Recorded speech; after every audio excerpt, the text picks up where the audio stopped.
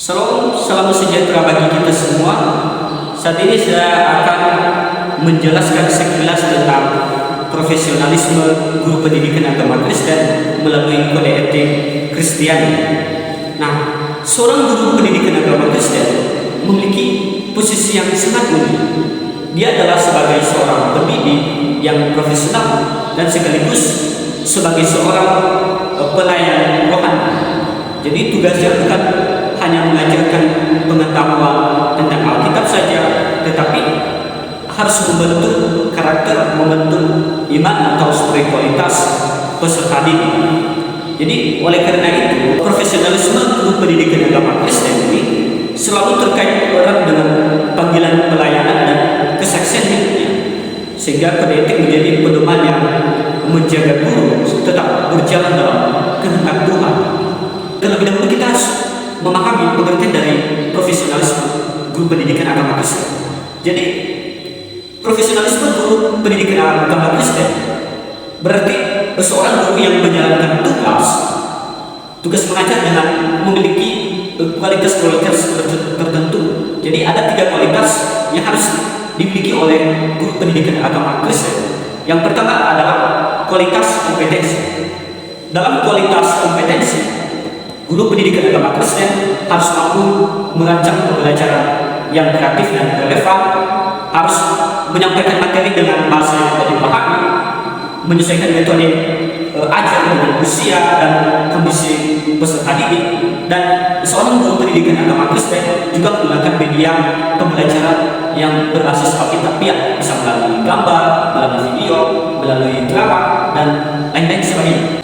Yang kedua adalah seorang guru pendidikan agama Kristen harus memiliki kualitas kepribadian. Guru pendidikan agama Kristen harus menjadi teladan dalam perkataan dan perbuatannya, harus menjadi pribadi yang rendah hati, yang setia, jujur, dan penuh kasih. Dan seorang guru pendidikan agama Kristen harus menjadi sosok yang dapat dipercaya oleh murid-muridnya, baik orang tua dan di sekolah maupun di lingkungan dimanapun dia berada. Yang ketiga adalah seorang guru pendidikan agama Kristen harus memiliki kualitas spiritualitas. Sebagai seorang guru agama, ia tidak dapat mengajar sesuatu yang belum dia hidupi. Dia tidak dapat mengajar sesuatu yang belum dia alami.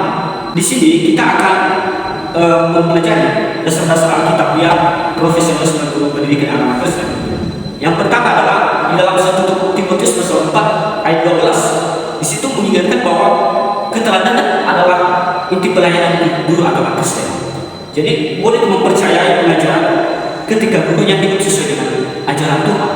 Yang kedua, dalam Kolose pasal 3 ayat 23 itu menunjukkan bahwa pekerjaan mengajar bukan hanya sekedar kewajiban, tetapi juga merupakan bentuk ibadah kepada Tuhan. Yang ketiga adalah dalam Galatia pasal 5 ayat 22 sampai 23 itu menekankan bahwa baru harus terlihat dalam gaya mengajar seorang guru pendidikan agama Kristen. Apa saja kode etik Kristiani bagi guru pendidikan agama Kristen? Itu yang pertama adalah tanggung jawab kepada Tuhan. Guru pendidikan agama Kristen harus menjadikan Tuhan sebagai pusat pelayanan. Nah, ini terlihat dari kesetiaan dalam doa pribadinya, ketulusan dalam mengajar, artinya tidak asal-asalan, kesadaran bahwa apapun yang diajarkan itu harus selaras dengan firman Tuhan. Yang kedua adalah tanggung jawab kepada peserta didik. Murid bukan hanya sebagai objek pendidikan itu saja, tetapi merupakan sesama yang dikasihi Tuhan. Jadi guru pendidikan agama Kristen di sini harus melihat murid sebagai pribadi yang unik, yang butuh perhatian. Yang kedua adalah menjauhi favoritisme atau mengutamakan seorang murid atau murid tertentu saja. Yang ketiga adalah guru pendidikan agama Kristen juga memiliki tanggung jawab pada rekan guru dan profesinya. Jadi profesionalisme juga dinilai dari relasi dengan teman sejawatnya. Jadi guru pendidikan agama Kristen itu harus menjaga keharmonisan, tidak menyebarkan gosip, menghargai perbedaan pendapat, mengembangkan diri melalui seminar, membaca buku, ataupun pelatihan-pelatihan tertentu. Yang keempat adalah tanggung jawab kepada sekolah, gereja, dan masyarakat.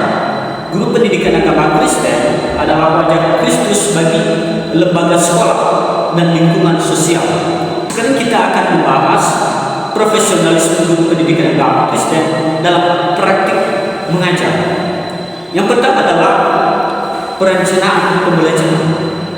Guru pendidikan agama Kristen yang profesional tidak datang secara kosong atau tidak ada nilainya, tetapi seorang guru pendidikan agama Kristen harus terampil dalam menyusun RPP dengan tujuan dan secara akademik, mencari bahan pendukung dari buku-buku teologi, melalui renungan, melalui video atau berita-berita yang ia dapatkan. Dan seorang guru pendidikan agama Kristen juga mempersiapkan ayat-ayat Alkitab yang relevan dengan pengajarannya. Yang kedua adalah dalam pelaksanaan pembelajaran, guru pendidikan agama Kristen perlu mengajar dengan nada suara yang bersahabat, bahasa tubuh yang positif, kreativitas mengubah media, begitu boneka, drama, gambar, lagu rohani atau sebagainya, dan juga melibatkan murid agar pembelajaran hidup dan menyenangkan. Yang ketiga adalah dalam penilaian. Di dalam penilaian, guru pendidikan agama Kristen itu tidak hanya menilai secara akademik saja, tetapi juga melalui karakter. Jadi guru pendidikan agama Kristen itu harus adil dalam menilai sikap tanpa memihak, memberi catatan penguatan, bukan hanya secara angka saja. Jadi demikian saja sekilas tentang profesionalisme guru pendidikan agama Kristen. Semoga dapat menjadi pembelajaran bagi kita semua. Terima kasih. Shalom.